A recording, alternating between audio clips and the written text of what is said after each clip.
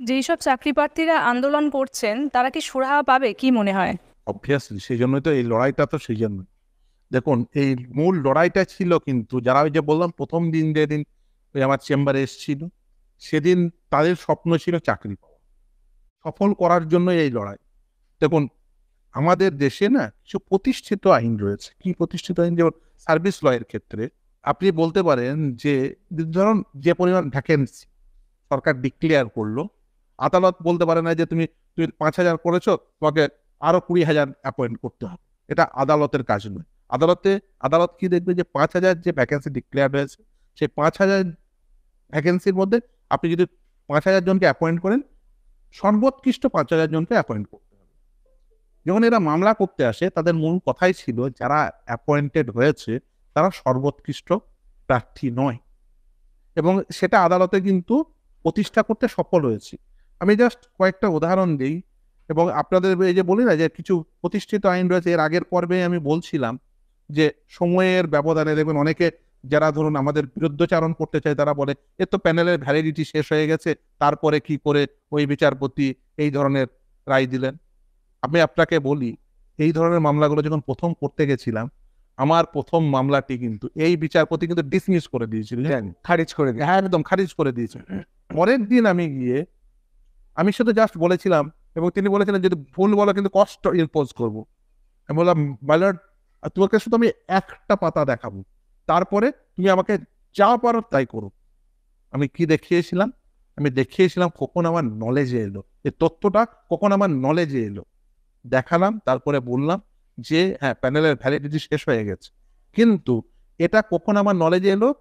যখন আমি আটকে রিপ্লাইটা পেলাম। তার কারণ অথরিটি এই যে panel with breakage of marks প্রকাশ করেন, আমার নলেজে আসার পরেই তো আমি মামলা দায়ের করব, এবং সেটাই করেছি।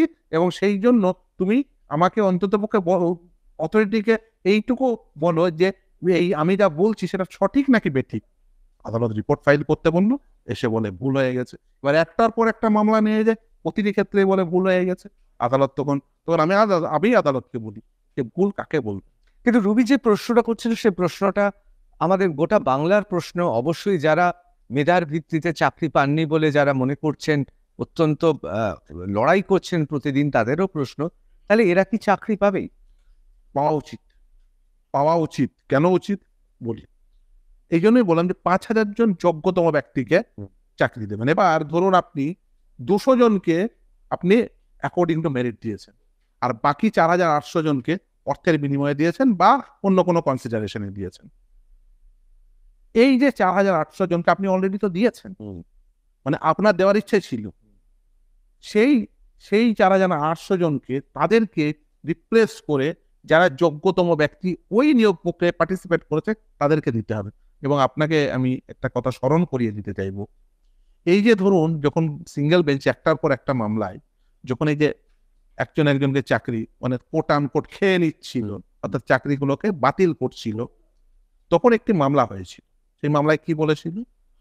সেই মামলায় তাদের বক্তব্য ছিল আমরা নিয়োগ প্রক্রিয়ায় অংশগ্রহণ করিনি, আমরা এখনো পর্যন্ত আমরা যোগ্যতম ব্যক্তি, আমরা যোগ্য ব্যক্তি, আমরা আমাদের সমস্ত এলিজিবিলিটি ক্রাইটেরিয়া রয়েছে, আপনারা এই যে পদগুলো খালি হচ্ছে ওখানে এই সিলেকশন প্রসেস থেকে যারা পার্টিসিপেট করছে তাদের থেকে অ্যাপয়েন্ট করবেন না, এটা ক্যারি ফরওয়ার্ড করুন, অর্থাৎ পরের সিলেকশনে ক্যারি ফরওয়ার্ড করুন, এই বলে তারা ডিভিশন বেঞ্চে একটা মামলা করে।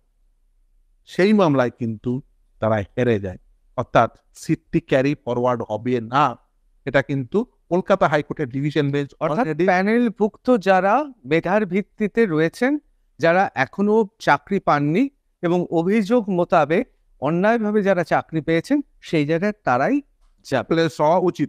এবং শুধু তাই নয়, এই জন্যই আমি এই উদাহরণটি দিলাম। উদাহরণ শুধু নয়, এটা আসলে ঘটেছে। এবং শুধু তাই নয়, সেই মামলায় একজন বিখ্যাত আইনজীবী তিনি সওয়াল করেন।